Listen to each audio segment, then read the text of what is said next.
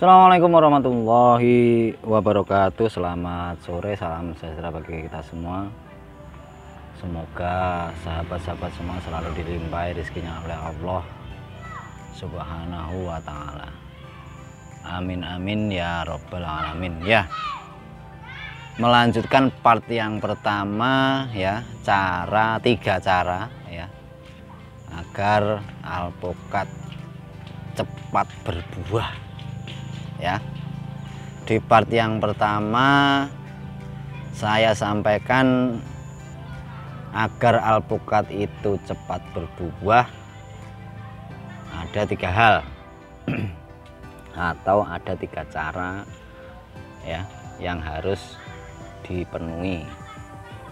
Yang pertama sudah saya sampaikan di part yang pertama itu, agar alpukat itu cepat berbuah diawali dengan cara kita ya menentukan atau memilih bibitnya, karena muaranya awalnya awalnya di situ ya.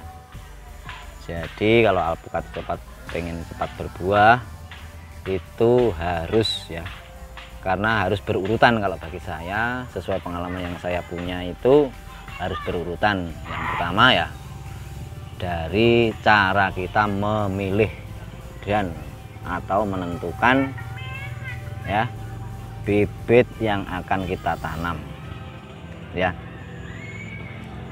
Di part yang kedua ini khusus menyambung part yang pertama berkaitan dengan pemilihan. Setelah itu adalah cara kita dalam menanam ya.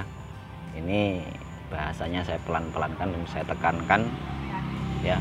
Sekali lagi, semua video yang saya sampaikan itu bukan berdasarkan teori, akan tetapi berdasarkan pengalaman yang sudah saya lakukan bertahun-tahun ya.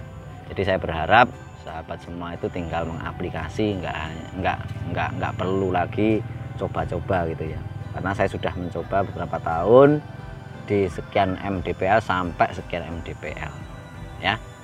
Oke, sore hari ini akan saya bagikan cara saya ya dalam pengolahan lahannya ya. Setelah kita kemarin di part yang pertama itu adalah cara menentukan atau cara memilih bibit ya, agar harapannya alpukat tuh cepat berbuah setelah kita berusaha berikhtiar bertahun-tahun ya.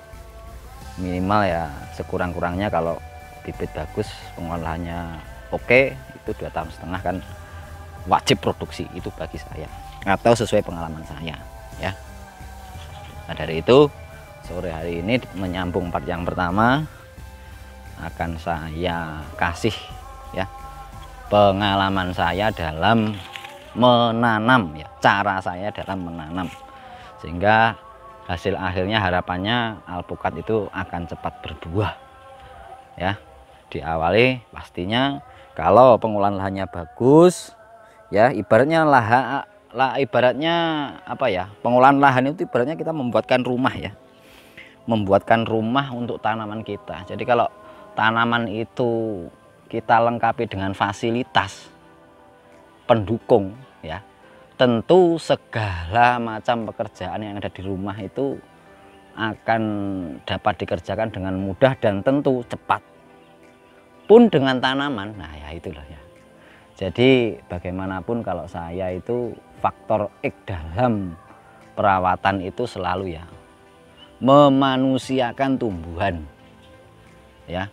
Kok gitu Pak? Iya, bagi saya tumbuhan itu juga sama-sama makhluk ya, makhluk Allah, makhluk Tuhan yang Maha Esa, maka kita harus memanusiakan. Cara-cara memanusiakan itu ya diawali dengan membuatkan rumah yang baik. Kita lengkapi fasilitas rumah itu dengan sebaik-baiknya sehingga tanaman itu senang ya, alhasil dia pertumbuhannya bagus dan pasti ya hasil akhirnya akan cepat berbuah. Jadi buah itu adalah hasil dari rasa terima kasih ya dari tumbuhan itu kepada kita, gitu loh ya. Jadi penting, makanya saya ini sering ya dibilang orang setengah gila atau gila ya, karena biasa tanaman seperti ini saya ajak bicara itu biasa ya. bagi saya loh ya. Ya, itu yang namanya saya memanusiakan tumbuhan itu ya seperti itu. Jadi ya kalau kita memanusiakan tumbuhan itu pasti dia seneng ya. Secara orang pun kalau senang, makannya enak ya, secara pertumbuhannya pasti bagus dan hasil akhirnya pasti sesuai dengan ekspektasi yang kita harapkan. Oke. Pengolahan lahan itu diawali dengan penggalian ya. Kalau saya minimal sekali itu memang 60 kali 60 kali kedalamannya juga 60 cm. Itu minimal ya. Tapi yang sering saya aplikasi di lapangan itu 80 kali 80 kali 80 cm kedalaman. Ya.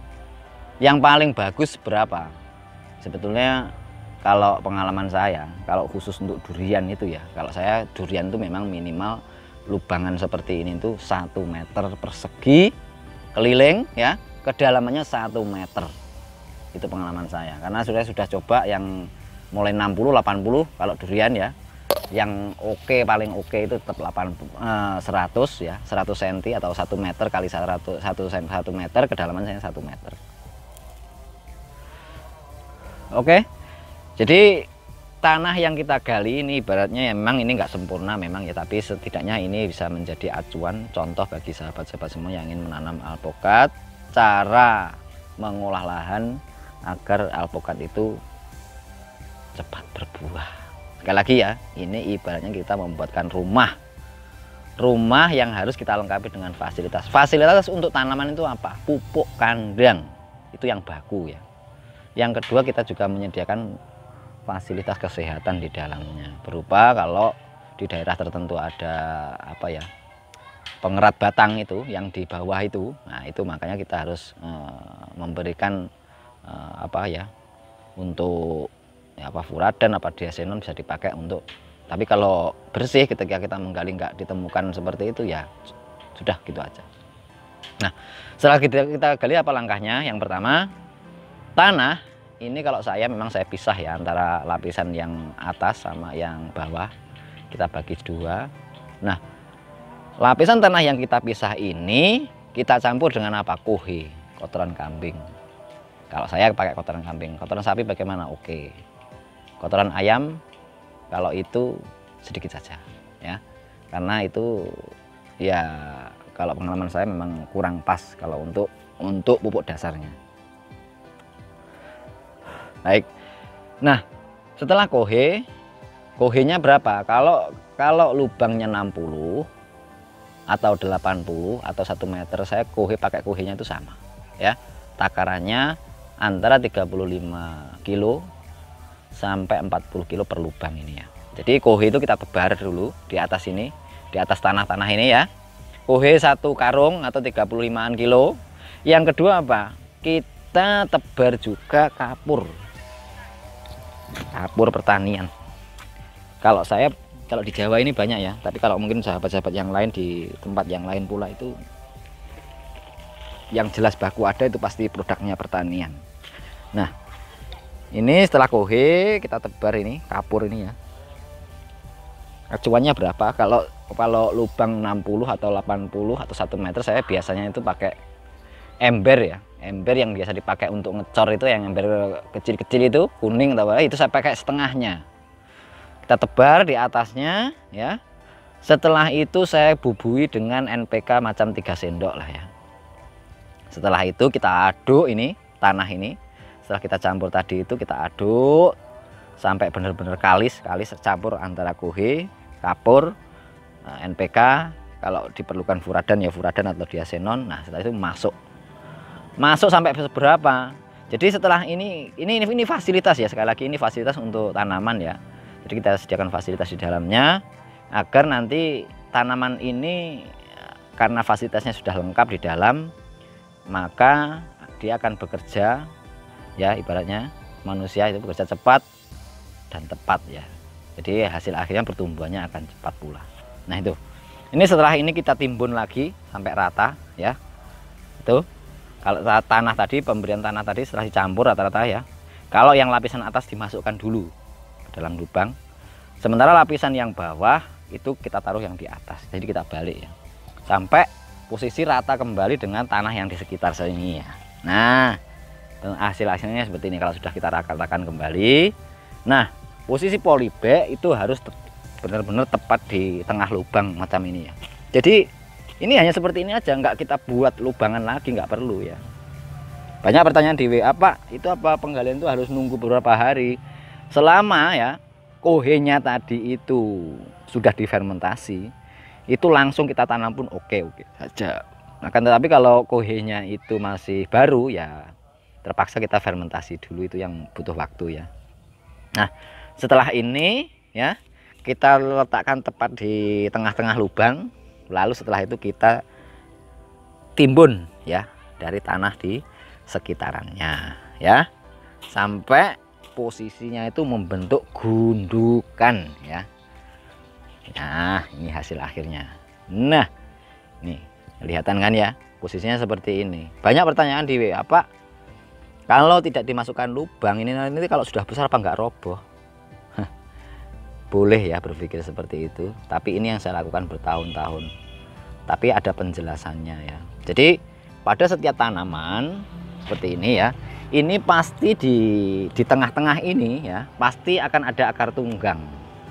Jadi akar tunggang itu yang nanti dia akan menguatkan batang utamanya, itu akar tunggang, itu akar yang utama itu ya. Nah, jadi kita masukkan ke situ ya, posisi seperti ini. Jadi kita menggunung. Nah, karena di dalamnya tadi itu sudah ada fasilitas yang lengkap, maka harapan akhirnya adalah pertumbuhan akarnya cepat ya.